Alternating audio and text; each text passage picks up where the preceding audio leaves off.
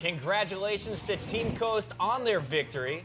And in order to get some expert insight on all of the League of Legends activity last week, we sat down with Riot's own Trevor Quickshot Henry. Hey guys, my name's Trevor Henry, also known as Quickshot. I am a full-time shoutcaster for Riot Games, covering the awesome League of Legends.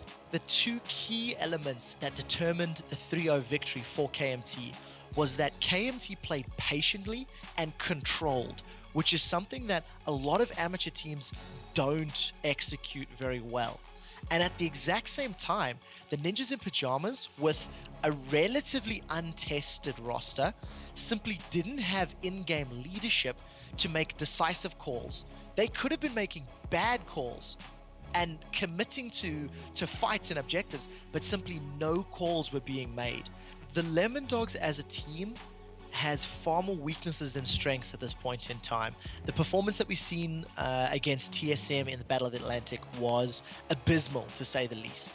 I feel that their picks and bans were incorrect and they were making assumptions that don't necessarily fit the meta. I feel the decision making in game was problematic and they weren't adjusting to their opponents. So going into the LCS, if the roster sticks together and the Lemon Dogs are committed to developing this team, they have to learn a lot of the basics. They have to practice their 2v1s. They have to get up to speed with champions, picks and bans and current meta trends, and they really have to play the catch-up game before they're going to be any sort of threat to the current LCS teams. The biggest surprise from last weekend's Battle of the Atlantic and LCS promo series has to be Ninjas in Pajamas completely crumbling under the pressure. I feel like a lot of the games where the predictions were made ended up coming true. SK versus Super Hot Crew was going to be the closest match. It went 3-2. Alliance stomping Dig was predicted and TSM stomping Lemon Dogs was predicted. But nobody predicted Ninjas in Pajamas going completely the opposite direction. A lot of the pros we spoke to leading up to it said, this is going to be NIP winning 3-0.